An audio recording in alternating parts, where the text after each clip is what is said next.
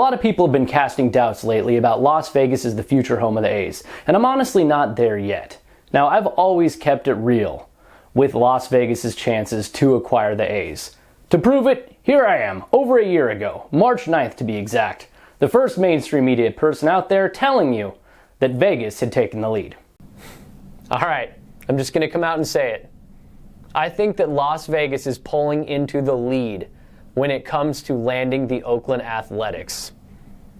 I can't believe those words are even coming out of my mouth. Not too long after that, the A's did announce that they were moving to Las Vegas. They had a binding land deal to build at the Wild Wild West site, which they quickly pivoted to the Tropicana site. But there are a lot of people casting doubts on this situation, and why I say I'm not quite ready to buy into all that doubt is really simple. I walked the Tropicana site. The entire site is surrounded by MGM properties. MGM has a ton of power out there. They want a ballpark there.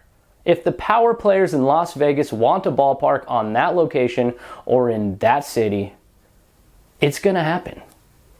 They're going to carry the A's across the finish line kicking and screaming if they have to. Major League Baseball will carry the A's across the finish line kicking and screaming if they have to. But let's talk about some of the doubts right now, some of the reasons people are casting doubt. The first major one is that Bally's is having a lot of financial trouble right now. Now you have to understand, Bally's is the development partner on that site. The site is owned by GLPI. So if Bally's ends up getting out as the development partner, and rumors are that may happen, I don't really see that as a complete negative for the A's. I think the A's could then maybe wrestle away a couple extra acres out of the situation. Maybe they won't have to do a 9-acre ballpark. Or perhaps maybe they could pick up the development rights and then bring in other people to build what ends up getting built there. A lot like they were going to do at Howard Terminal. They were going to build a ballpark at Howard Terminal. They were never going to build all the housing and commercial real estate and all those other things. They're going to bring in other people to do it. Maybe MGM steps in, seizes the development rights to that thing. I mean, all in all, I think it casts doubt that their partner on the land is having issues, but I don't necessarily think that would be the thing that drives the nail in the coffin for the A's on that site. Now, the other main thing that's coming up is schools over stadiums. They had a challenge in the Nevada Supreme Court. They're going to hear hopefully within a week or two whether or not they can move forward with collecting signatures. If they can get this on the ballot, I think that's the biggest thing that could potentially stop the A's. But they still have a huge uphill climb to pull that off in time.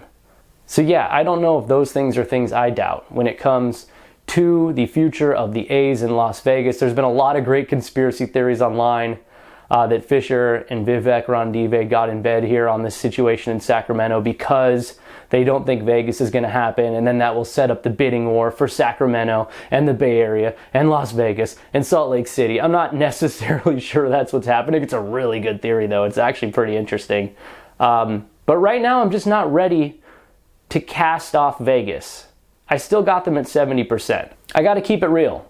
We got to set expectations here. I have to tell you the truth at all times.